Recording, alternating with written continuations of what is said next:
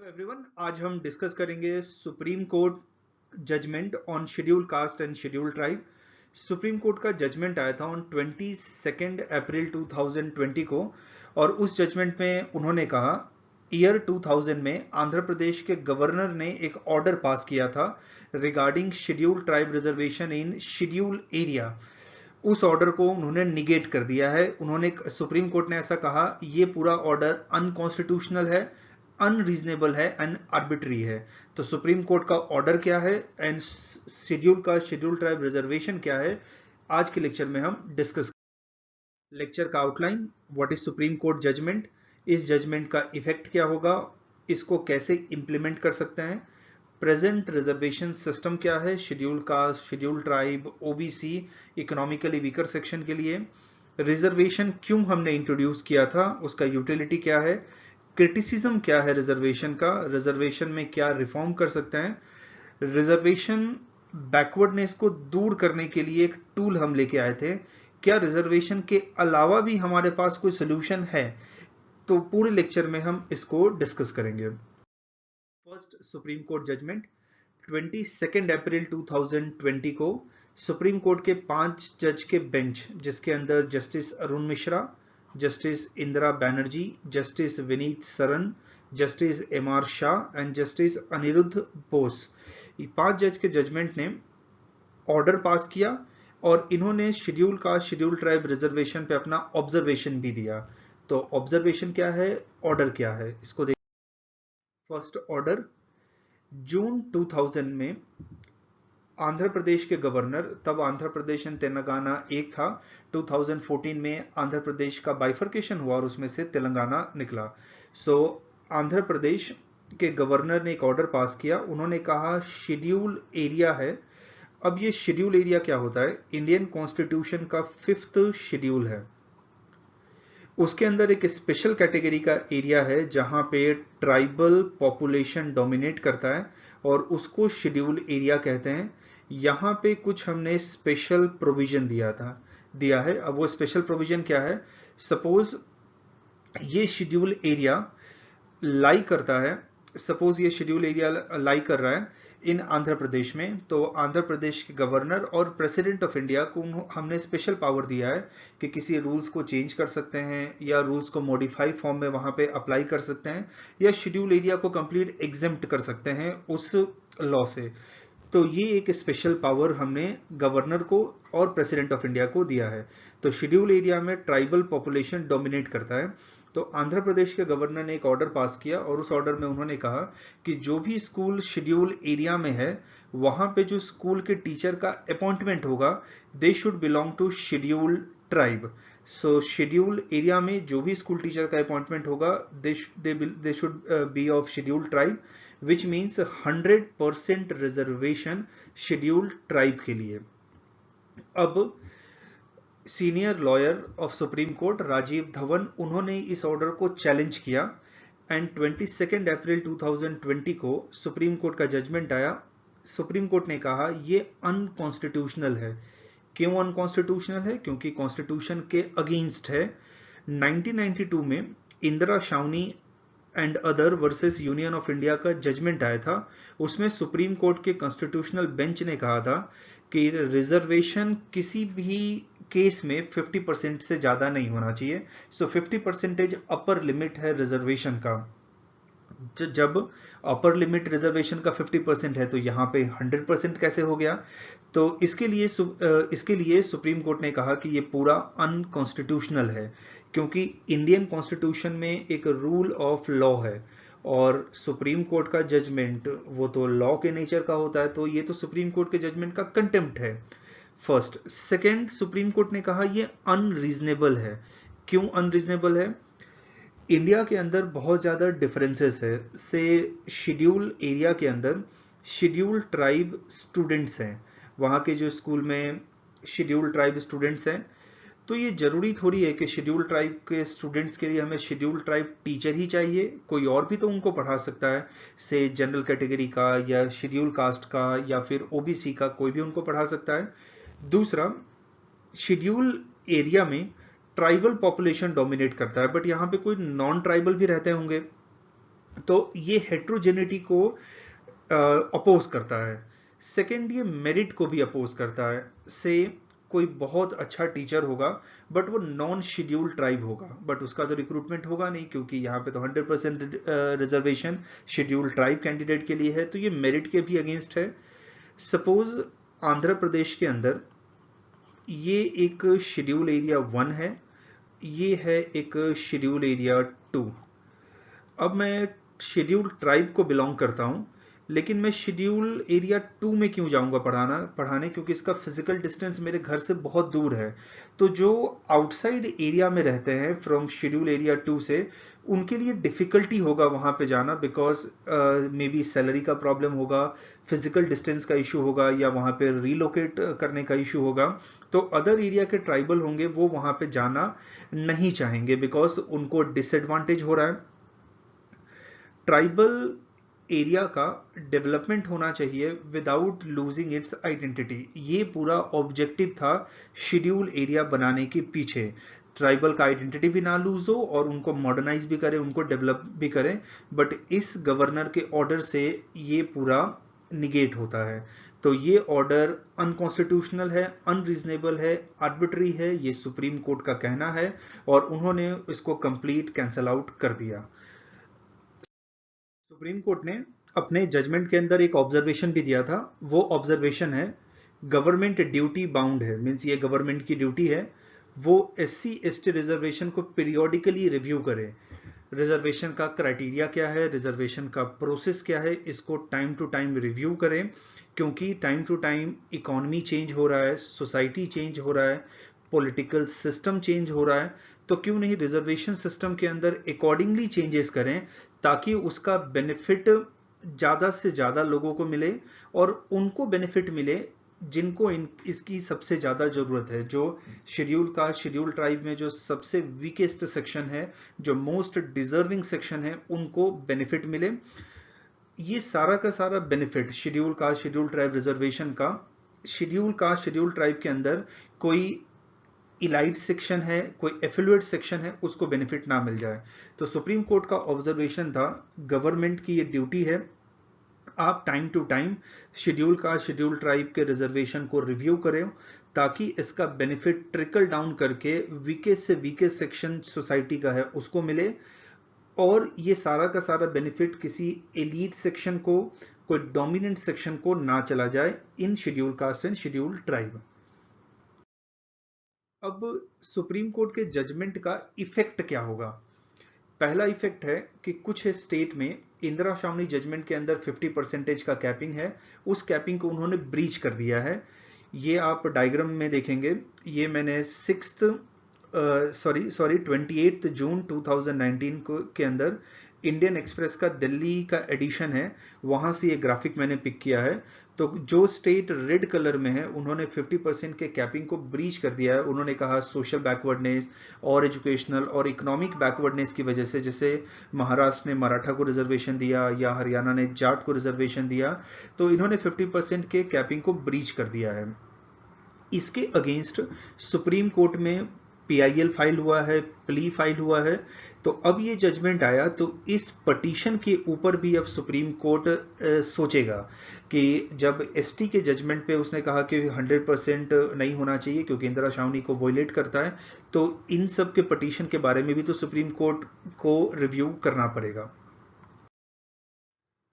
Supreme court का जो observation है, गवर्नमेंट को time to time SC/ST reservation को ST/ST रिजर्वेशन को देखना चाहिए, ताकि उसका बेनिफिट ज़्यादा से ज़्यादा लोगों को मिले। तो इसको कैसे इम्प्लीमेंट कर सकते हैं? फर्स्ट, स्ट्रॉन्ग पॉलिटिकल विल होना चाहिए पॉलिटिकल एग्जीक्यूटिव के पास, लेजिस्लेचर के पास, और उनको बहुत ब्रॉड वे में एक कंसेंसस बना के काम करना पड़ेगा। सारे कास्ट कम्युनिटी के लीडर के साथ बात करो, उनका व्यू क्या है, उनको कॉन्फिडेंस मिले कि आप कहो कि नहीं, इससे आपको कोई नुकसान नहीं होने वाला है, हम इसलिए कर रहे हैं ताकि आपके कम्युनिटी में ही ज़्यादा से ज़्यादा लोगों को बेनिफिट मिले और आपके कम्युनिटी के लोग ही ऊपर आए। हमें सारे स्टेक होल्डर के साथ बात करना चाहिए, community leader, political leader, religious leader, civil society, सबके साथ बात करके और एक प्रॉपर पॉलिसी लेके आना चाहिए सो डैट मैक्सिमम से मैक्सिमम लोगों को बेनिफिट मिले।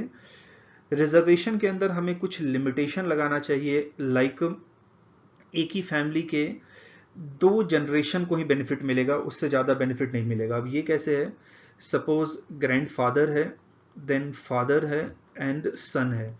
ग्रैंडफादर ने रिजर्वेशन का बेनिफिट लिया, फादर भी रिजर्वेशन का बेनिफिट मिलेगा लेगा, सन भी रिजर्वेशन का बेनिफिट मिलेगा, तो विच मीन्स एक ही फैमिली का 3 जनरेशन बेनिफिट मिल रहा है। बट हमें रिजर्वेशन का बेनिफिट वर्टिकली नहीं हॉरिजॉन्टली डिस्ट्रीब्यूट करना चाहिए। से 2 जनरेशन के बाद इसको हम बंद कर दें, अब किसी और फैमिली को हम ये बेनिफिट दें। सो 2 जनरेशन ऑफ फैमिली बेनिफिट ले, उसके बाद वो उसको छोड़ दें और ताकि कोई और उसको बेनिफिट उठा पाए।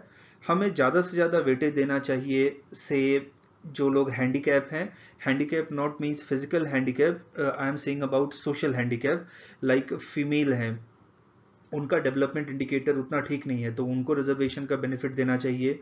रीजनल इंडिकेटर उतना अच्छा नहीं है, हर एक स्टेट के अंदर कुछ डिस्ट्रिक्ट हैं जो बैकवर्ड हैं, या east India, north India backward है कंपैरेटिवली वेस्ट इंडिया से या फिर साउथ इंडिया से, तो अर्बन एरिया डेवलप है कंपेयर टू रूरल एरिया, तो रीजनल इम्बैलेंस है, जेंडर इम्बैलेंस है, इसको हमें रिजर्वेशन से ठीक करना चाहिए। और इनकम बैकवर्डनेस को भी कंसिडर करना चाहिए, से आपकी फैमिली की इनकम कुछ स्पेसिफिक अमाउंट से कम है, okay then you will get the benefit of reservation. तो ये सुप्रीम कोर्ट के ऑब्जर्वेशन को इंप्लीमेंट करने के लिए कुछ सजेशन है। नाउ प्रेजेंट रिजर्वेशन सिस्टम क्या है? In present reservation system schedule caste को 15% रिजर्वेशन देते हैं, शेड्यूल ट्राइब को 7.5% रिजर्वेशन देते हैं, अदर बैकवर्ड कास्ट को 27% रिजर्वेशन देते हैं। 2019 में इकोनॉमिकली वीकर सेक्शन के लिए गवर्नमेंट नोटिफिकेशन लेके आई थी, उनके लिए 10% है and 40.5% that is for unreserved. Reservation system का यूटिलिटी क्या है, क्यों हमने इसको इंक्लूड किया था? इसका 2 ऑब्जेक्टिव था। पहला ऑब्जेक्टिव था डिस्क्रिमिनेशन को एंड करना। कुछ कास्ट, कुछ कम्युनिटी इंडियन सोसाइटी में ट्रेडिशनली उनके साथ डिस्क्रिमिनेशन हुआ है, इवन एक्सट्रीम फॉर्म में उनके साथ अनटचेबिलिटी भी प्रैक्टिस किया गया है। तो इस डिस्क्रिमिनेशन को एंड करने के लिए, ताकि वो भी एक इक्वल फुटिंग पे आ पाए, उनका भी डिग्निटी बना रहे, उसके लिए हम रिजर्वेशन सिस्टम लेके आए। दूसरा, डेवलपमेंट को फैसिलिटेट करके, लाइक आपकी कास्ट बैकवर्ड है बिकॉज आपके कास्ट के साथ डिस्क्रिमिनेशन हो रहा है, सो रिजर्वेशन का बेनिफिट उठा के आप अपना डेवलपमेंट कर लो। तो डेवलपमेंट को फैसिलिटेट करने के लिए एंड डिस्क्रिमिनेशन को एंड करने के लिए, इसके लिए हम रिजर्वेशन सिस्टम लेके आए थे। डिस्क्रिमिनेशन ये हिस्टोरिकली भी हो रहा था और अभी भी इंडिया के काफ़ी पार्ट्स में डिस्क्रिमिनेशन हो रहा है, जो न्यूज़ में आप टाइम टू टाइम सुनते होंगे कि जो शेड्यूल कास्ट, शेड्यूल ट्राइब के कम्युनिटी के लोग हैं उनके ऊपर कुछ अटैक हो रहा है। तो अभी भी हो रहा है, लेकिन हिस्टोरिकली पहले ज़्यादा होता था, अभी इसका इंटेंसिटी कम हो गया है, इसका फ्रिक्वेंसी कम हो गया है। ये डिप्राइव सेक्शन को उनके फंडामेंटल राइट्स को रियलाइज करने में हेल्प करेगा।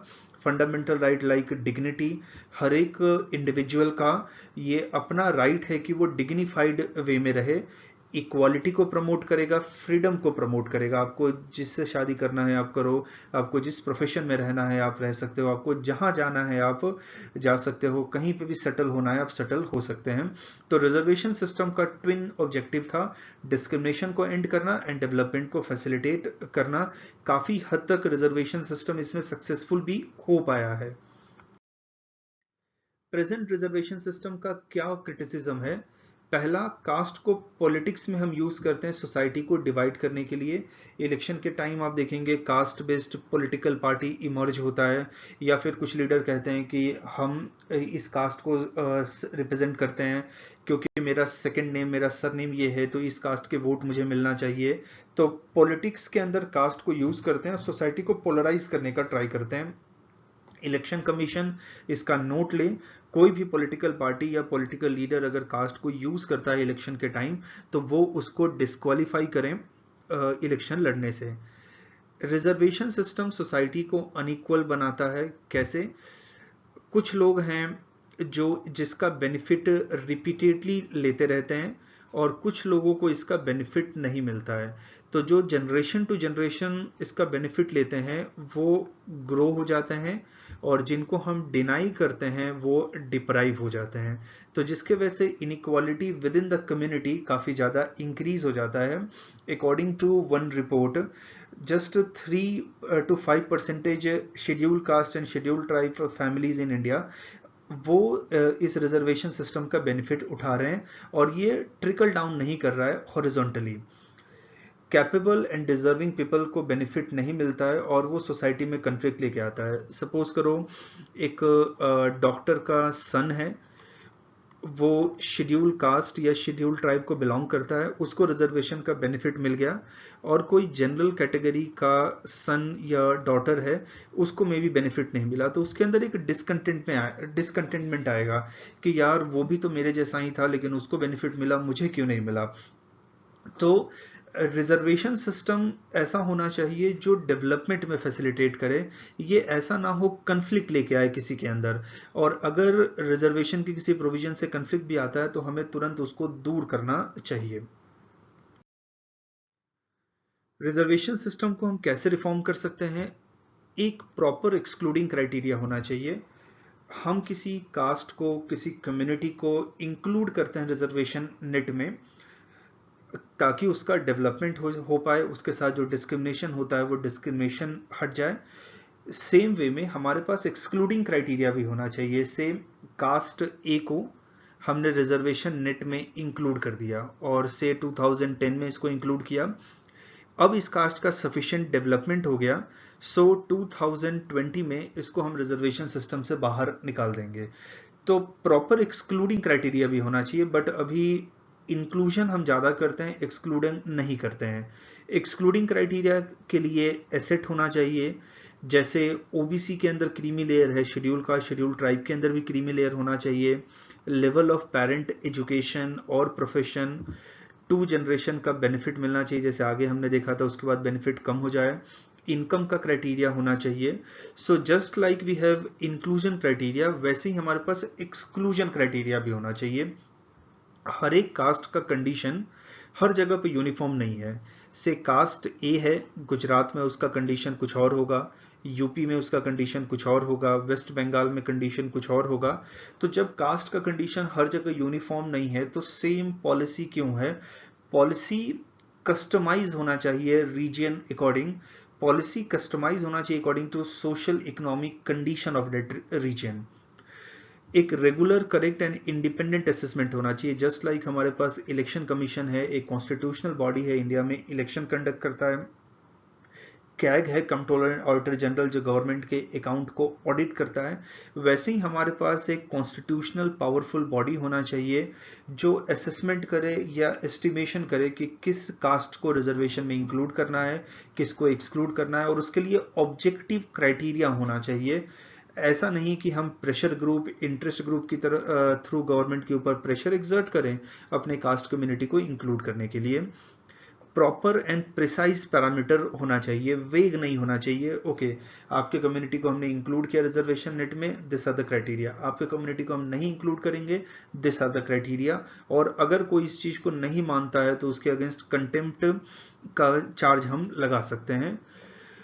रिजर्वेशन सिस्टम की पॉलिसी ऐसी होनी चाहिए, लाइक मैं शेड्यूल कास्ट और शेड्यूल ट्राइब का स्टूडेंट हूं, मैं रिजर्वेशन का बेनिफिट उठा के जॉब लेता हूं, तो कहीं ना कहीं मेरे अंदर एक इन्फीरियरिटी का होगा।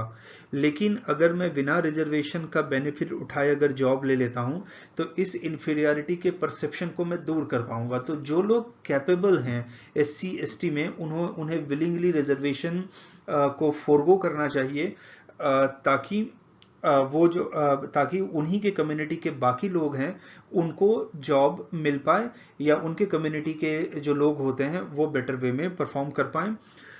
अभी हमारा रिजर्वेशन सिस्टम 2 जगह पे एप्लीकेबल है। एक है higher education institution, means after 12th जब हम ग्रेजुएशन पोस्ट ग्रेजुएशन करते हैं, एंड सेकेंड गवर्नमेंट जॉब्स, जिसको हम पब्लिक एम्प्लॉयमेंट भी कहते हैं। रिजर्वेशन एक टूल है डेवलपमेंट का, उसके अलावा क्या सोल्यूशन है बैकवर्डनेस का? फर्स्ट, इकोनॉमिक ग्रोथ हमारा डिस्ट्रीब्यूटिव होना चाहिए। कुछ चीज़ें जो बेसिक है लाइक फूड है, एजुकेशन है, हेल्थ है, सैनिटेशन है, हाउसिंग है, एम्प्लॉयमेंट है, सोशल सिक्योरिटी है, गवर्नमेंट ट्राई करे ये सबको दे। और ये कब हो पाएगा? जब हमारा इकोनॉमिक ग्रोथ बहुत हाई रेट पे होगा। जिस वे में इंडिया का पॉपुलेशन ग्रो हो रहा है उसी के प्रोपोर्शनेट हमारा इकोनॉमिक ग्रोथ होना चाहिए, जिसकी वजह से सबको हम बेनिफिट दे पाएंगे। अगर सब बेसिक फैसिलिटी अगर हम सबको दे पाएंगे तो उनका अपने आप डेवलपमेंट होगा और मे बी रिजर्वेशन का नीड ही रिड्यूस हो जाएगा। Proper access to basic facilities और नीड टू ऑल। हमें कास्ट को एक हेट्रोजीनियस यूनिट की तरह देखना चाहिए, क्योंकि कास्ट के अंदर भी क्लासेस डेवलप हैं। कास्ट के अंदर भी अपर क्लास है, मिडिल क्लास है, लोअर क्लास है। हमें लोअर क्लास को टारगेट करना चाहिए, उनको ज़्यादा से ज़्यादा बेनिफिट मिले। जितना पुअर उनका इकोनॉमिक कंडीशन है या जितना पुअर उनका सोशल एजुकेशनल कंडीशन है उतना ही ज़्यादा उनको बेनिफिट मिले। हमें नेशनल आइडेंटिटी को फोस्टर करना चाहिए सो डैट सिटीजन एक दूसरे को हेल्प करें। और सिटीजन अगर उनको लगता है कि नहीं ये बेनिफिट की ज़रूरत अब मुझे नहीं है, तो वो बेनिफिट किसी और को पास ऑन कर सकते हैं। हमें लोगों को ऐसे इंडिविजुअल की तरह देखना चाहिए, ग्रुप की तरह नहीं देखना चाहिए। क्यों? रिजर्वेशन के बारे में ऐसा कहा जाता है कि जब तक कास्ट बेस्ड डिस्क्रिमिनेशन होगा तब तक इंडियन सोसाइटी में रिजर्वेशन रहेगा। क्योंकि मैं किसी को के कास्ट को लेके, किसी के कम्युनिटी को लेके उनके साथ डिस्क्रिमिनेशन करता हूं, तो रिजर्वेशन इस डिस्क्रिमिनेशन को दूर करने के लिए है। जैसे हम किसी को बोलते हैं कि तुम्हारे कम्युनिटी के सारे लोग ऐसे होते हैं, तो हमें लोगों को ऐसे एड्रेस नहीं करना चाहिए। कोई अच्छा काम कर रहा है वो इंडिविजुअल बेसिस पे है, कोई खराब काम कर रहा है वो इंडिविजुअल बेसिस पे है। कोई भी कम्युनिटी 100% सही या 100% गलत नहीं है। तो हमें किसी को ग्रुप वे आइडेंटिटी के थ्रू नहीं ट्रीट करना चाहिए, हमें उसको इंडिविजुअल वे में ट्रीट करना चाहिए। तो ये था सुप्रीम कोर्ट का judgment on SC/ST reservation and overall reservation system in India. हम लेक्चर को कंक्लूड करते हैं यहाँ पे। आपको ये लेक्चर कैसा लगा? लेक्चर रिलेटेड कुछ डाउट है, कुछ सजेशन है, आप कमेंट बॉक्स में लिख के हमें बता सकते हैं। Thank you and good day.